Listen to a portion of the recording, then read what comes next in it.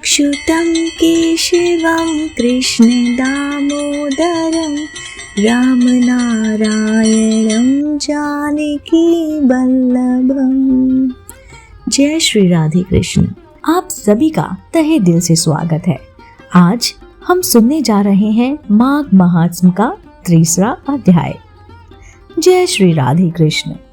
तब राजा दिलीप कहने लगे कि महाराज ये पर्वत कितना ऊंचा और कितना लंबा चौड़ा है। तब वशिष्ठ जी कहने लगे कि 36 योजन ऊंचा, ऊपर चोटी में 10 योजन चौड़ा और नीचे 16 योजन चौड़ा है, जो हरी, चंदन, आम, मदार, बिदार और अर्जुन के वृक्षों से सुशोभित है। दुर्भिक्ष से दुखी होकर इस पर्वत को और फल फूलों से परिपूर्ण देखकर भृंगु वहीं रहने लगे और यहाँ पर कंदराओं, वनों और उपवनों में बहुत दिनों तक तप करने लगे। इस प्रकार जब भृंगु ऋषि वहां पर अपने आश्रम में रह रहे थे तो एक विद्याधर अपनी पत्नी सहित उतरा वे अत्यंत दुखी थे। उन्होंने भृंगु ऋषि को प्रणाम किया और ऋषि ने बड़े ही मीठे स्वर में उनसे कहा कि हे विद्याधर, तुम बड़े दुखाई देते हो, इसका क्या कारण है? तब विद्याधर कहने लगा कि महाराज, पुण्य के फल को पाकर, स्वर्ग पाकर तथा देवतुल्य शरीर पाकर भी मेरा मुख व्याघ्र जैसा है। मेरे दुख और अशांति का यही कारण है। ना जाने किन पापों का फल है। मेरे चित्त की व्याकुलता का दूसरा कारण भी सुनिए। मेरी पत्नी अति रूपवती है, मीठा वचन बोलने वाली है, नाचने और गाने की कला में अति प्रवीण है, शुद्ध चित्त वाली है, 7 सुरों वाली है, वीणा बजाने वाली, जिसके अपने कंठ में से नारद जी को भी उसने खुश किया। नाना स्वर में नाद से वीणा बजाकर कुबेर को भी प्रसन्न किया।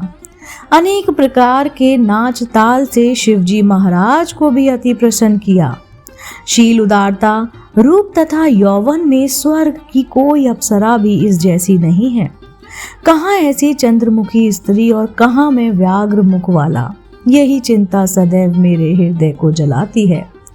विद्याधर के ऐसे वचन सुनकर तीनों लोगों की भूत, भविष्य और वर्तमान की बात जानने वाले तथा दिव्य दृष्टि वाले ऋषि कहने लगे कि हे विद्याधर, कर्म के विचित्र फलों को प्राप्त होकर ज्ञानी पुरुष भी मोह को प्राप्त हो जाता है। मक्खी के जैसे जितना विष भी प्राण ले लेता है, छोटे छोटे पापों का फल भी अत्यंत दुखदायी हो जाता है। तुमने माघ मास की एकादशी का व्रत करके द्वादशी ना आने तक शरीर में तेल लगाया, इसी पाप के कर्म से व्याघ्र हुए और एकादशी के दिन उपवास करके द्वादशी को तेल लगाने से राजा पुरुरवा ने भी कुरूप शरीर पाया था।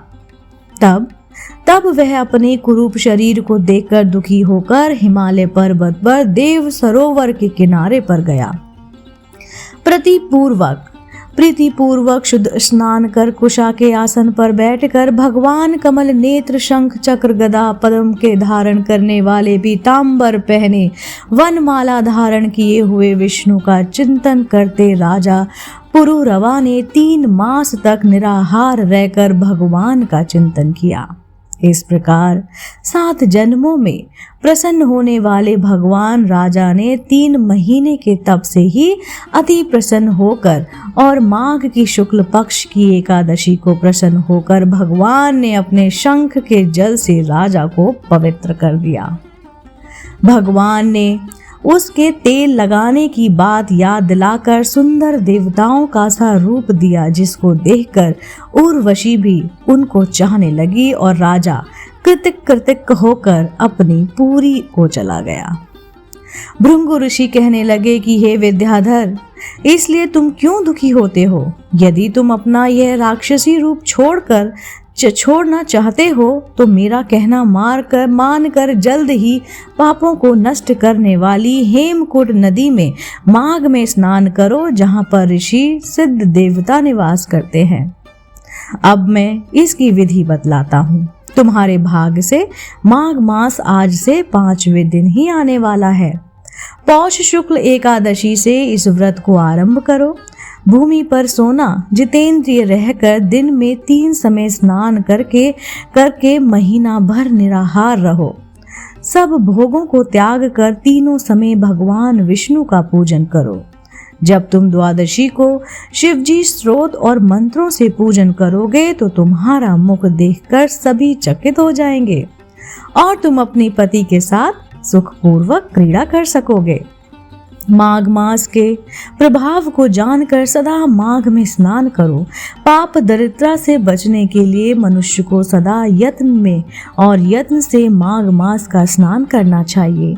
स्नान करने वाला इस लोक तथा परलोक में सदा सुख पाता है। वशिष्ठ जी कहते हैं कि हे दिलीप, भृगु जी के ये वचन सुनकर ये विद्याधर अपनी स्त्री सहित उसी स्थान पर पर्वत के झरने में माघ का स्नान करता रहा और उसके प्रभाव से उसका मुख देव सदृश हो गया और वही मणिग्रीव पर्वत पर आनंद से रहने लगे। भृगु जी की भी नियम की समाप्ति पर शिष्यों सहित ईवा नदी के तट पर आ गए। जय श्री राधे कृष्ण। इसी के साथ माघ मास तृतीया अध्याय समाप्त होता है। अगला अध्याय सुनने के लिए, देखने के लिए, जानने के लिए जुड़े रहिए और देखते रहिए आपका अपना पसंदीदा YouTube चैनल। जय श्री राधे कृष्ण।